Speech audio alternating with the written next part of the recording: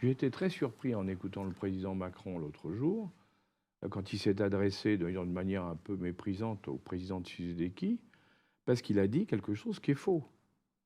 Il a dit, ça fait 20 ans que vous n'êtes pas capable de régler le problème de votre rébellion dans l'Est du pays.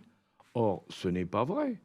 En réalité, ce qui s'est passé, c'est qu'après avoir mis Kabila à la tête de l'État congolais, Kagame et le président ougandais, parce qu'ils étaient tous les deux, les Ougandais et les Rwandais, ont dit, nous, on veut, en contrepartie, on va récupérer toute la production minière de coltan, c'est essentiel pour les téléphones portables et autres, on va le récupérer, et c'est dans la province de l'Ituri, qui est la province qui est juste à la frontière du Rwanda et du Burundi.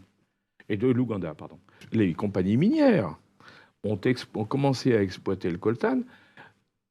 Comme il fallait, pour pouvoir ne pas être gênés par les Congolais, ils ont financé des milices terribles, hein, qui ont fait des atrocités épouvantables dans le coin, pour maintenir la terreur et garder le contrôle des mines.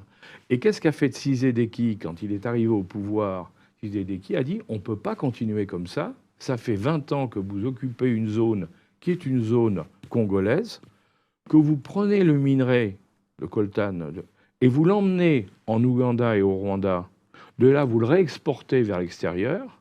Donc c'est vous qui faites les bénéfices et la plus-value.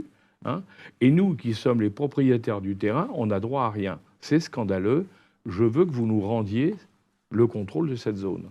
Hein. Donc ce n'est pas du tout une rébellion. En réalité, c'est l'exploitation par des compagnies minières contrôlées et aidées par l'Ouganda et le Rwanda de toute la partie est du Congo.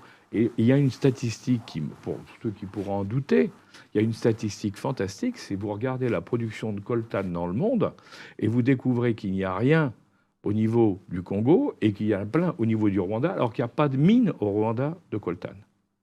Vous voyez? Donc c'est vous dire... Alors, quand il dit qu'il y a une rébellion, non, il n'y a pas de rébellion. Et au contraire, c'est une exploitation. Et là, on revient à ce que je vous disais, c'est les fameuses compagnies minières.